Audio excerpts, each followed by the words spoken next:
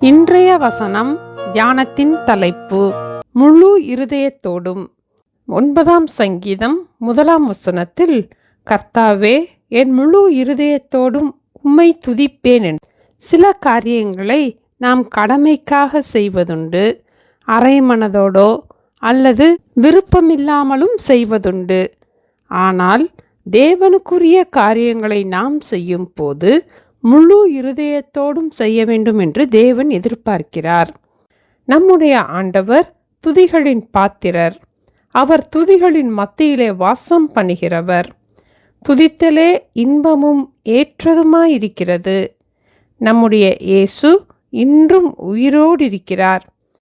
146ஆம் சங்கீதம் 2ஆம் வசனத்தில், நான் உயிரோடு இருக்கும் மட்டும் கர்த்தரை துதிப்பேன், நான் உள்ளளவும் என் தேவனை கீர்த்தனம் பண்ணுவேன் என்று தாவீது கூறினார். முழு இருதயம் என்று கூறும் போது 100% முழு அர்ப்பணிப்போடும் முழு கவனத்தோடும் உண்மையான இருதயத்தோடும் தேவனை துதிப்பதாகும்.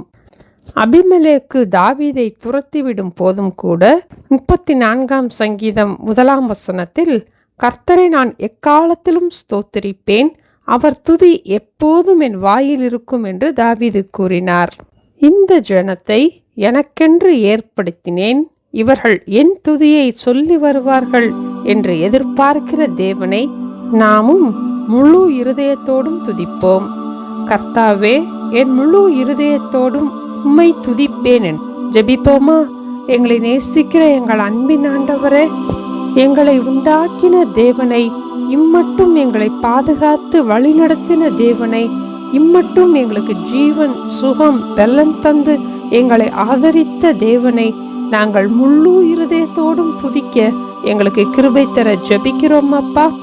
ஆண்டவரை துதிக்க முடியாதபடிக்கு எங்களுடைய இருதயத்திலே இருக்கிற கவலைகள் பாரங்களை நீக்கி மனதார தேவனை துதிப்பதற்கு எங்களுக்கு ஒரு புதிய கிருபையை தந்து எங்களை ஆசீர்வதிக்க ஜெபிக்கிறோம் அப்பா.